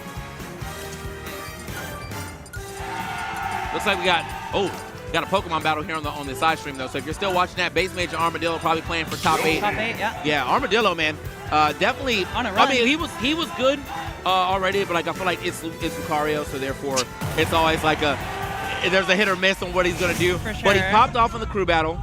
And then he's now popping off in the bracket too, but we'll see how that goes. Armadillo as is we get actually who Ouch beat to be here as well in a Game 5 set, so Okay. that was very, very close, and Ouch managing to take it just barely in that Game 5, but now up against Yoshidora, and I imagine this one's going to be scrappy. These are two characters that like to get in your face, like to play around with those big hitboxes, and have huge combo potential. Yeah, I like that weight right there from Ouch, like knowing that he's going to come down aggressively, standing right in front of Yoshi's forward air so he can get that free grab. Either way, though, yeah, I think you're definitely going to be correct with that. Like, Yoshi definitely has the opportunity to kind of throw a couple eggs and be a little more annoying than, like, the laser from Wolf. But I think for the most part, they're going to be, like, throwing hands. Yeah, it's actually a tricky thing because a lot of Wolf stuff, if you do it falling or not right before you hit the ground, isn't 100% safe. So Right. Yoshi's going to be able to do that nair out of shield. Ouch is going to have to be pretty careful about his spacing in these neutral situations, or else Yoshidora is going to be able to just reversal him to hell and back. That up smash, secure the first stock. Ouch, looking very strong. That was a fake scoop, bro. He was so far away. Jeez. Like, I know that up smash has a nice scoop hitbox, but wow. I mean, I thought he was way far away on that one. Either way, though, talk about scoops. That's What's penance. That's penance. Yeah. Just- Up tilt into up air. What's good? Yeah, you're going to see a lot of that, especially if you can get like a forward tilt, up tilt. Like, we're going to start seeing quite a bit of damage rack up from the side of Yoshidora, though. Ouch. Again, though, as I said, he's very good. It looks like he's very good at this matchup, but he's not as good at clutching it. And that's the part that I get a little scared for, is right when we get to these last stock situations.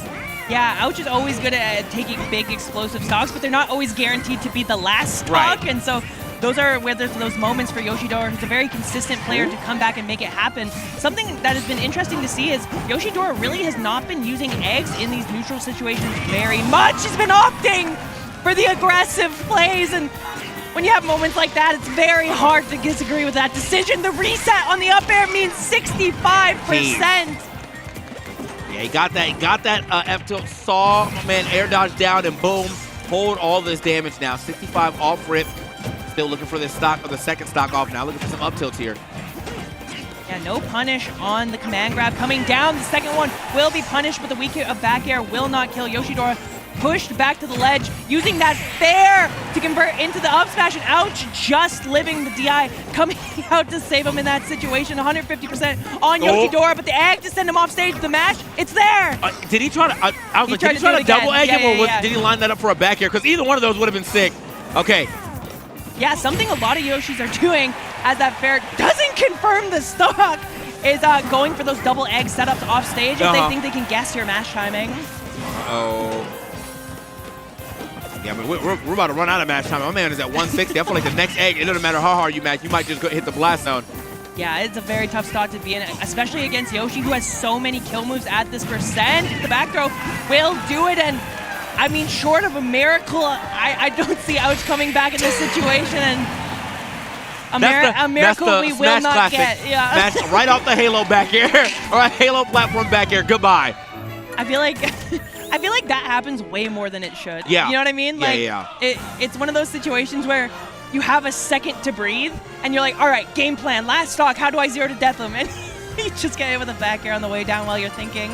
I always like when someone tries to do that thing where they like they start on one side and they try to run to the other side of the stage under him. They just happen to Yeah. like drop off back air. Like, don't run past me. Yeah. Like, it's not gonna work. You thought you were slick, like. Either way, that was I mean, very good first stock, I have to Yep. say, from Ouch. But after that, Yoshidora, like, you can just see the momentum racking up. He was starting to hit all of his conversions. Got the big up air conversions, getting a double F airs. Like, he was doing it all. Like, he was getting all the Yoshi classics. Yeah, Yoshi, one of those characters that, like, has so many little confirms, it's hard to worry about all of them, right? Most of the tilts will go into the up air. There are situations where the down air can set up into weird tech situations. We saw forward air into up smash. You know, we saw the eggs into your dreams. So Oshi has a lot of opportunities for, like, a very masterful player to find those kill confirms. Yeah. Okay. There's also drag down back air stuff. Like, if you get the right hit of back air, you can sometimes convert into F smash. Up smash, F smash, yeah. He can get quite a bit off that, these higher percentages. But right now, he still got Ouch again. Always getting the. Oh, nice. Okay. He bring it back down. That was year one. Year one smash, smash ultimate classic. Really good recognition from Ouch to realize that Yoshidora didn't tech there. I've actually seen a lot of situations this weekend where people have missed techs and the opponent wasn't ready for it. Yeah. And so no punish comes through at all. You cannot assume that your opponent is good. Yeah, I've been preaching that all day. I'm like, dude, if you mix somebody up, do the same mix again until they prove that they know what to do with it. So here we go. 57 and 98, but that's still Ouch on his first stock. He's doing a really good job of starting to lay into the second stock here of Yoshidora. Yeah, making much more of this lead than he did the last game. Trying to go for that up smash out of shield, but the up tilt from Yoshi just a little bit too strong now at the ledges. Ouch, and almost threatening that high side B. Yoshidora backing off a little bit, but that nair deep off stage is gonna catch Ouch. Yeah, that was a Jigs-esque nair right there. Like, I just had the foot seriously. out, hold this. I had Ouch run directly into it. I think he was starting in side B, but yeah, just ran straight to it and is getting kicked out in there. Now, this is where it gets a little scary. Ouch has to find this stock sooner than later because this is where the damage starts to rack up. 76. We're back in the game. Oh, What? wow. Okay. That was like felt Very uncharacteristic. completely Yeah, unnecessary. Yeah. He was almost at the ground. Maybe thought Ouch was going to come in with something aggressive. The get-up attack actually shielded, allowing Yoshidora to get the grab. That egg almost hitting frames off the fair conversion, but will that make an up air? No. The platform once again saving Ouch, and the up smash out of shield will take the stock, but Yoshidora has made a pretty incredible comeback so far. I like to see. I would like to see Ouch kind of like get more of those types of up smashes, like baiting out more of the back air, especially when you know it's about that time. That was a whiffed grab that he punished with that up tilt from behind. That is insane. My man said I got spacing. Okay, Ouch putting the pressure on off stage right now. Yoshi forced to use his double jump, catches the dare, another one spent in the neutral air, just interrupting whatever Ouch was about to throw out, and Yoshidora now trying to reset on this platform. He almost got it too. You saw got that first up air, but wasn't able to convert more into from that. Yeah, now we're gonna see potentially lining up some back airs here to try to get himself a stock. This is gonna be the best case scenario. The up smash, but it wasn't fast enough. Yeah, just gets the scoop hitbox. The dash attack is going to send Yoshidora back to the ledge, and Yoshidora smartly using this double jump armor to get himself safely off the ledge in these last hit situations. Ouch. No. Almost doesn't know what to do. The down smash sends him at an awful angle off stage with the egg. Just misses the forward air. Misses as well, but the command grab as Ouch is scared, trying to get out of this corner. This is exactly what I was talking about. Ouch, very good at getting to this point, but the closing up is kind of hard. Should be. Nope, not going to go for the back throw yet. Put a little extra damage for the forward throw. Up tilt. Oh my no, god. Egged Wait, again. No, oh no. No. Okay. Wait, he missed. I could have potentially dropped down with a nair or something to secure the stock, but a little bit scared in that last moment, and Yoshidora will secure it with the back air. Yoshidora with the clutch yet again. I mean, Ouch with a side. I mean, he kind of squandered that lead. He was really, really far ahead. And once again, Yoshidora just slowly but surely, you know, nickel and dime his way back into that game until he nickel and dimes his way into another victory. Now up 2-0 over Ouch, with Ouch really getting the coming out the gate swinging and getting the first stock, and honestly like the first part of the game in the lead, but he just can't close it up. He can't close it. And that's something that can be a little bit tricky for Wolf if you don't get one of those like fair flash or like back air setups earlier in the game. You start having to rely on like back throw, forward tilt, up tilt, which are not super reliable moves in the grand scheme of things. Whereas Yoshi gets, you know, nair starts killing eventually, back air kills pretty reliably, up air kills pretty reliably. So some of the stuff that Yoshi leans on at those really high percents are a little more consistent than what Wolf has. Okay, Yoshidora once again, on the back foot. Oh, here we go. You find a couple conversions. I think that's the good thing, though, is that he's able to find these straight hits and turn it to either a lot of pressure or a lot of damage, one or the other. Yeah, there's no doubt about that. We've seen some pretty high damaging combos from Yoshidora, but he's able to catch out pressing a button on a reset. It's oftentimes that falling up air after an initial combo that leads to what the really big damage is. Yeah. Now, ouch. Okay, nair for nair. Back air yet again. I don't know. It looks like he was a little too far away, but actually, no, last hit is going to register. Trying to catch the roll there. The up tilt going to catch Yoshidora, I believe, attempting to go for the command grab. The egg going to push Ouch backwards a little bit and fares off the ledge from Yoshidora, just fighting his way out. The dash attack puts him back to the ledge, but Ouch has not really had any success with these double jumps from the ledge from Yoshidora. Yeah, I mean, also hasn't really had a lot of success. Okay, just immediately, it's like every time he thinks he can get a cross under over Yoshidora, he picks the right option. You either get back aired or you get forward aired into up aired.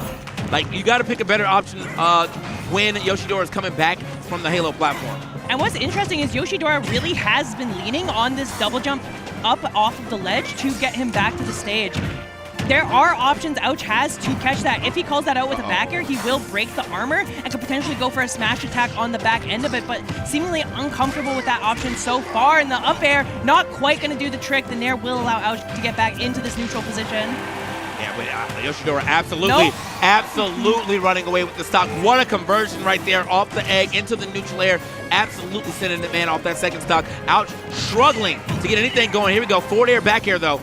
Finally find a little two-piece connection. Oh, he is out there. Yeah, I mean, you need to make something big happen at this point, even for the sake of your confidence. Up until now, Ouch has had the lead for the most part in these games. So now being down in this situation means you need to make something even bigger happen. Yoshidora actually misses that tech again. Ouch not ready to punish big this time, though. Yeah, I mean, he's missing quite a bit of tech to be complete. Oh, that's what you're talking about. He broke it. Yeah, he broke it. Right? We get just one good up smash here to go ahead and get back into this game, potentially. I think a back air close to the edge should be able to do it too. F-tilt, though, put him off the stage. Yeah, Yoshidora's doing such a good... Again, see what I'm talking about? This double jump past the ledge. Ouch needs to recognize that there is counterplay to this. You cannot just keep letting him back on for free. He keeps doing it! Every time.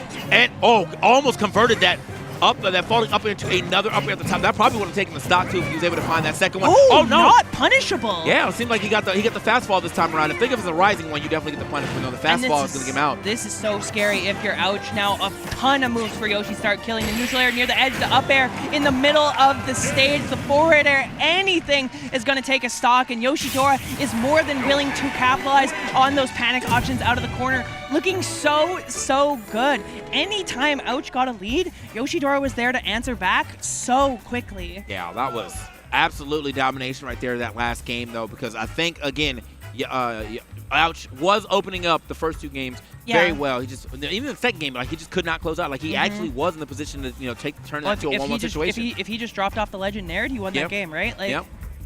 Couldn't do it, man. So it happens. He's still going to be on the loose side of things. Maybe make his way out there as we have a couple more matches left over here. I see Base Mage and Armadillo now 2-1. We got Riddles and Syrup playing there 1-1, and then I think we're just waiting to see what happens or who Ouch has to play over here too. But very, very good game from Yoshidora. First game, actually first two games he had to make some kind of comeback wins, but I feel like the second game's comeback win was really showing. That's when the momentum really shifted mostly to his side, because by that time we got to the third game, it was all Yoshidora. It is. I mean, people underestimate how much it sucks to get come back on twice in a row. You know what I mean? Losing a game where you were in the lead on those first stocks pretty handily and ending up losing both of them in the end, it makes you doubt yourself a little bit of like, sure, I can make a big play, but does it matter? Right. And confidence is such a big thing in this game with how much big conversions matter in Smash Ultimate right now. You need to make them count. Yeah. I saw somebody else stepping up. I think that was our 4, though. I'm pretty sure we did the 4 winner side of things. So we should have the winner side top 8 all lined up, and I think we're getting most of the loser side top 8 starting to get lined up as well. Yeah, I believe Ouch is going down to play Ron on the loser side of things. And damn, not double Yoshi. Oh my god. I'm getting confirmation that Ron actually did beat MKLeo with Yoshi, so a true resurgence from that character. Big D is going to be going up against Torie Geary. Base Mage currently up against Armadillo, and Riddles currently up against Syrup. So honestly, a pretty interesting conclusion to this top 24. And the hopes and dreams of PNW are still alive. BNW or Big D's still in the loser side of things, as is Ouch. So potential for that top 8 appearance still. Yeah, and we're getting like a crazy mix of characters too. With the people that were here, with the usual suspects that you're expecting to see in top 8, a lot of them falling down. MK Leo getting about, I think, like 13th or something. We 13th, had, yep. A 33rd for Gluto. Like these are some big, like L's for them. However, I think that Gluto's, he's trying to play on a new controller, and like I can take that excuse halfway. But we watched his match, and my man didn't waft at all. I was like, you use bike, you use bite, you use up B. So why didn't down B work? That's the only one that doesn't work. You can't hit down. You don't know where the button is anymore, man. That's a different spot on the controller. Give him a break. I was like, I get it but he was hitting most of his conversions, most of his combos. He just was not wafting. Like when we were watching him on the sides, he died every time with his first 2-minute waft. And I was like, bro, not one waft at all. So I don't know, man, but it definitely takes a little time to get used to your other controller. I know when Smash for 3DS came out, we all had to learn how to play on 3DS. And then I moved back to the GameCube controller, and it took me like a week and a half to get used to the GameCube controller. I almost just started playing on Pro Controller because it was like the same layout, but I was like, it's good. I'll get back on it. So it is really challenging to switch, and I have a ton of respect for the players who are able to do it. And in the case of Gluto, who's kind of having hand problems with the GameCube controller, I feel like we've learned over the years that the GameCube controller is perhaps not the most ergonomic controller of all time. So it's just iconic. We're all gonna see each other in the nursing home with our carpal tunnel. Yeah. So, but it is nice to see that like there's way much more accessible ways to play this game now too. Seeing a lot of hitboxes out there lately. People actually using the Pro Controller. There's modders over here to help you if your Pro Controller's got drift or if you want different type of buttons. You can do that as well. I know some people swap out their D-pad with the Pro Controller D-pad sometimes or something like that. But it's just really cool, like the innovation of controls that we've got over the last the last 10ish years. Yeah, and I think honestly, it's gotten a little crazy. We have like the fobs coming into the mix now in terms of really optimizing what it means to have a controller. And I know the Melee people were having a discussion just the other week about are notches something we want to allow. And I think it's interesting to see kind of that discourse, especially from the outside, where I'm like, you guys can do whatever you want to do, right? But like, I'm not the one who has to lose to somebody with notches, so I'm just like, hey, bro, if it works for him, it works for me. So and it's an interesting comparison to another game like let's say Rivals 2, who has a lot of those things implemented in kind of like an easy way, where those angles are easier to secure or shield dropping is a little easier. So what is the balance between what we want to be hard, what we think is an expression of skill, or what we think is something that you just should be able to do and lowers the ceiling for players to get in? Right. So I think that's definitely an end of our block. I don't see nobody else stepping up there. We do have a little bit of Dawson, thanks for coming out left today. Here on the squad stream. So if you want to watch the squad stream, definitely go over there and catch the last parts and see who makes it into top 8. We have a Game 5 situation developing between Base Mage Armadillo. Riddles looks like he's probably going to beat Syrup. Big D and Torie just started, and Ouch and Ron just started. So you got some matches to watch. We'll be back at 5, I think, for top 8. Ultimate, but Melee top 8 is starting, so if you love some Melee, definitely watch that as well. I've been TK Breezy. I've been Nurse. Man, I had a great time. This great vlog. Awesome. It was Great a ton vlog. of fun, finally. Yeah. So, but we'll see you guys on another stream very soon. Thanks for watching. Peace. I'm here with Big D at Battle of BC6. Dawson, thanks for coming out today. And Battle of BC6, huge tournament, a ton of international talent coming out here this time. You're from Vancouver, so tell me a little bit about what it's like having all the international talent come to you for a change. Yeah, it's nice. It's I get to go home, sleep in my own bed. Obviously, very grateful to come out. Traveling sucks, so the fact that they chose Vancouver means a lot. I'm sure to TOs, myself, love having them here. No, absolutely, and we have a lot of awesome games that we're offering around for Battle of BC6. So I know you're in Ultimate, but probably interested in some of the other games. We've got Street Fighter going on right now. What are you in particular most excited to check out and watch? Ultimate, but right now there was Riddles vs. Daigo, which is like insane. Never thought I'd see that, on like in top 8. So I guess Street Fighter 6, I've had a few people in there. I don't even play Street Fighter, but really cool. Fun to watch regardless. Yeah. And now, this being the biggest tournament for Vancouver of the year, tell me a little bit about maybe some of the things you're doing to prepare for Battle of BC6 this time. Prepare it, you just play. I just play, not a lot to it.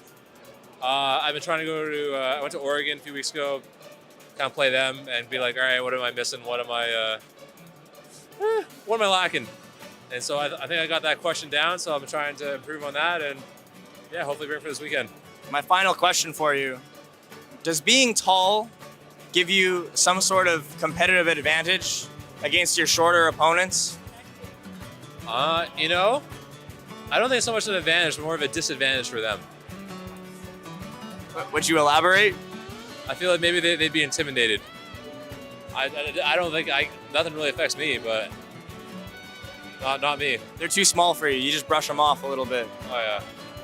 No. See, the small people, they actually no, they have an advantage because they get under, me, right? Everyone's got to prepare. That guy's huge. He's probably really good, right? They overstudy.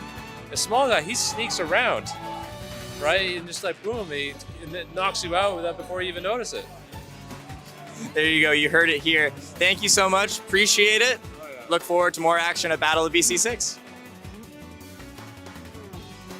I'm here at Battle of BC6 with Chag. Chag, this is your third time in Vancouver, so tell me a little bit about what it's been like coming back to Vancouver for you. I've been here for 2 weeks, and this is such a pretty city. I've been in so many cities, and this is like one of my top 3 probably.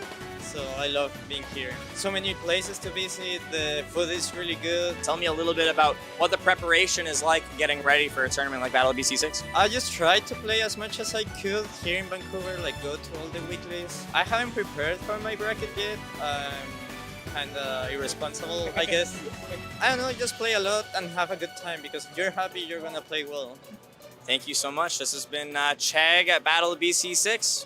Really appreciate it. I'm here on the floor with Cube at Battle of BC6. Cube, one of our main TOs, for those of you who didn't know. Tell me a little bit about how you've been enjoying just the weekend so far. Yeah, it's been great. I mean, it's always nice to see some hometown players do good. Specifically, PNW has had a great tournament so far. So specifically with like all of the players that couldn't come out and with the last minute DQs and everything, it's kind of made the bracket pretty interesting. Like lots of sets, lots of matchups we've never seen before. So it's really exciting. I'm still excited. Even like the last few sets that are happening now are still really awesome. So one of the big jobs for you specifically as a TO is seeding. And you mentioned lots of DQs. So how did seeding go for you? Yeah, I mean, seeding to me is like a big puzzle. I have a lot of fun with it. Now, that being said, being under a time constraint and being stressed with the fact that there were so many last minute DQs, and I have like a rule of like F3 top or 3 top seeds within like top 32 DQ. It kind of affects the integrity of the bracket. So that's when I decided to do a reseed, and it was like 5 of the top 32 that, and you can see my voice is kind of going, but there's 5 of the top 32 dropped, so I had to fully reseed, and then again, Sonic DQ'd and Onan DQ'd last minute, which at that point it was kind of too late. But I have a lot of fun with it. You kind of get to imagine what the bracket's gonna look like before it happens, and you kind of have an idea of like who's playing what and you kind of what sets to look out for. So to me, it's a really fun time. And last question for you. Tell me a little bit about like what your favorite part is getting to run these tournaments. What's your most favorite part? That's a great question. I don't know. I love doing it for everyone. I love seeing everyone have a great time. So, like, I have so many friends deeply rooted in this community here. Like, within British Columbia, we're all so close. We're all such great friends. And having, them do well or having them have a good time, it's like, to me, that's gold to me. Perfect. Well, thank you so much. I'm sure you're busy, so I'll let you get back to it. Thank you so much. But appreciate it. Take care. I'm here on the floor with Kevin Deere, the director himself of Battle of BC. Kevin, my first question for you is, this is the 6th iteration of your tournament. Yeah. So tell me a little bit about what the emotions are like, what the experience is like, having such a beautiful venue, it's being the 6th time around. Yeah, I mean, it's the 6th time around, but I gotta say it hasn't gotten any easier. This one's been the hardest one yet, truthfully behind the scenes, because we're just pushing ourselves to take so much on. Honestly, if we wanted to run Battle of BC 5 Part 2, we could have done that pretty comfortably, but you know us, we didn't want to stop there, so we continued to scale up. Much bigger, much nicer venue this year as well, 5 days of programming. Honestly, that was pretty ambitious of us, but it was really exciting. The pregame last night was crazy. What is it like having everybody come to you for a change? Yeah, you probably know really well at this point how proud I am of Vancouver. I'm born and raised in this city, and I love this city. I travel all around the world, but I always come home and remind myself, wow, I love Vancouver, because there's just so much good stuff here, right? And so I love when I get to